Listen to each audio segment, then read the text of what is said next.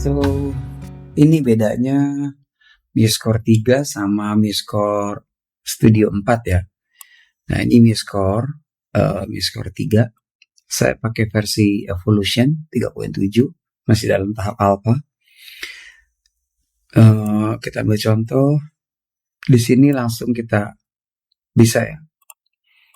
Nah, sedangkan di 4 bedanya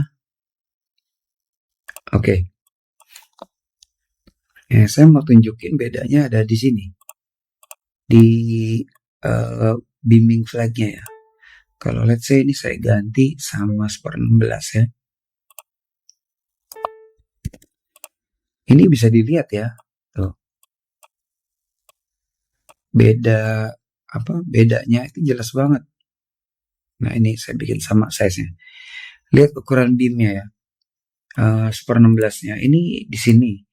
Nah, enaknya di MuseScore 3 itu kita bisa inspektornya kita bikin. Kemudian saya bisa maksain dia untuk nah gitu ya. Nah, kalau si MuseScore 4 ini nggak ada fitur fitur seperti itu. Jadi beamnya ya gitu aja, nggak bisa, cuma bisa naikin atau turunin beamnya ya.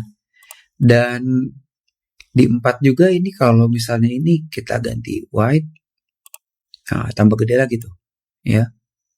Jadi nggak bisa kita kecilin ya, atau kita spasinya jaraknya kita nggak bisa ubah gitu ya kalau di MuseScore 3 itu.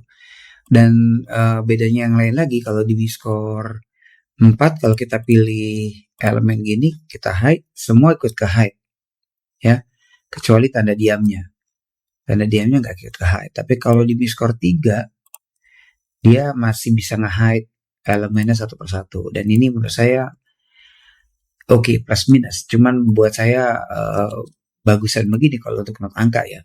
Jadi kita bisa langsung satu persatu gitu. Nah, kekurangannya di MuseScore 3, dia kalau kita drag nggak ada gridnya. Sementara kalau di MuseScore 4, kita buka dulu ya yang ininya.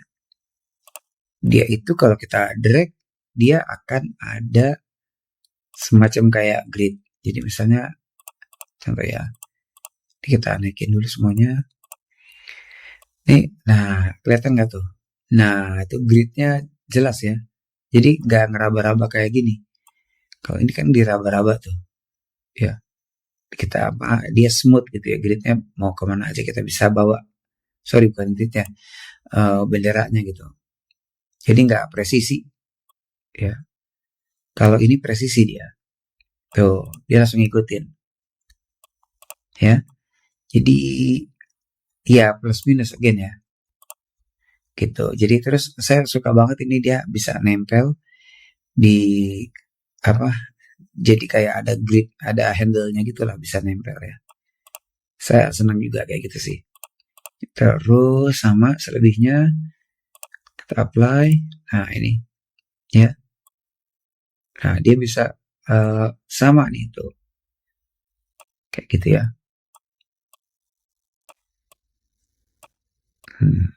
Nah, kalau di not yang ini kita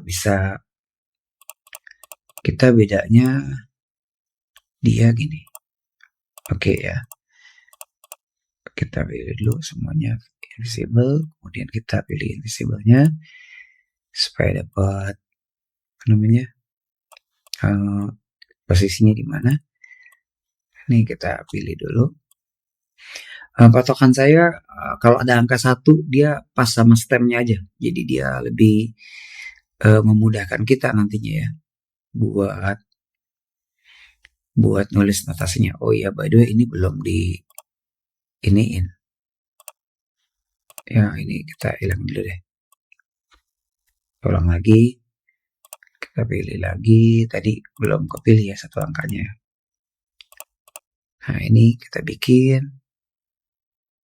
Nah, patokan saya itu ada di garis ke-2 ya, buat landasannya mereka nih. Terus satunya saya pilih straight di stemnya. Itu akan bikin not yang lainnya lurus ya. Kalau nggak ada angka 1 ya biasanya saya pakai angka 4. Nah, tapi agak geser. Pastiin angka 1 sih lebih enak ya.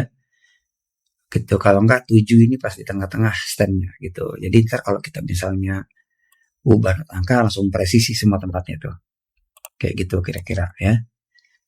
So itu dia bedanya di di MISCOR 3 sama 4. Kalau saya pribadi biasanya bikin di MISCOR 3, kemudian saya lempar ke MISCOR 4 supaya soundnya bisa saya ganti gitu. Misalnya suara choirnya atau saya mau pakai virtual instrumen lain seperti kontak, itu bisa di 4 ya. Oke, itu aja. Terima kasih semuanya. Sampai jumpa lagi.